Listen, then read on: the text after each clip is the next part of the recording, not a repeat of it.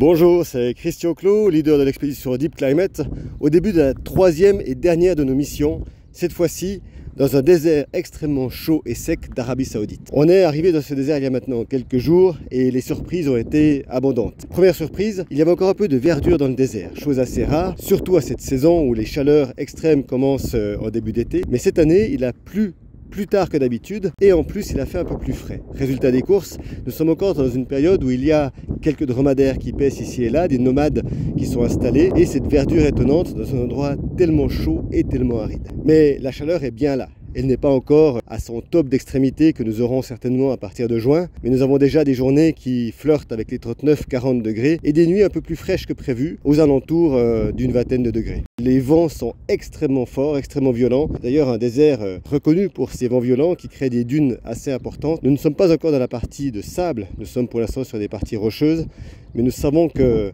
la progression dans le sable sera extrêmement difficile. Nous avons pu déjà l'expérimenter puisque depuis que nous sommes arrivés ici, nous avons commencé notre progression à l'intérieur du désert avec nos chariots. Ces chariots que nous avons fait fabriquer intégralement par Sodi qui a fait en sorte que ces chariots soient absolument idéaux pour pouvoir avancer dans une condition très dure. Nous avons un poids très élevé puisque certains chariots sont chargés jusqu'à 160 kg entre l'eau, la nourriture, le matériel et tout ce qui est nécessaire à nos travaux scientifiques, là où les plus légers sont en général autour de 120 kg. C'est ce que nous avons en tout cas au départ de la mission. Bien entendu, chaque jour, chaque personne consommera environ 8 litres d'eau, ce qui éliminera 8 kg par jour et nous permettra petit à petit de nous alléger.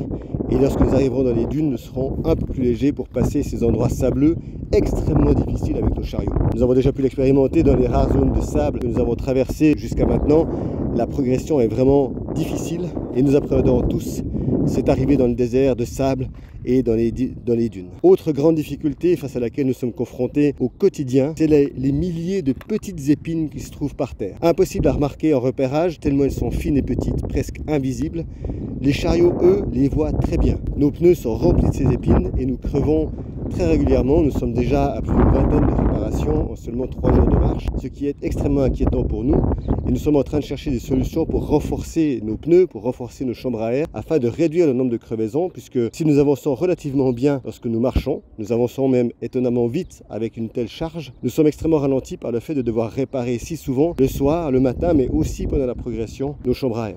Ce n'est pas viable actuellement et nous devons absolument trouver une solution à ce problème, sans quoi le trajet prévu deviendra totalement impossible. Nous ne pourrons pas avancer le nombre de kilomètres prévus par jour. C'est donc un problème majeur de notre progression, alors que tout le reste fonctionne extrêmement bien. Malgré la chaleur, malgré les difficultés du terrain, l'équipe est extrêmement solidaire, donne tout ce qu'elle peut pour avancer et nous parvenons à faire une séance de belle qualité grâce entre autres au soleil omniprésent qui parfois est violent, pénible, mais qui permet de charger nos batteries et d'avoir ainsi de quoi réaliser nos protocoles scientifiques. C'est donc un extrêmement beau départ d'expédition dans un paysage extraordinaire, mais avec une difficulté majeure que ces épines minuscules, invisibles et pratiquement impossibles à voir lorsqu'elles sont plantées dans le pneu.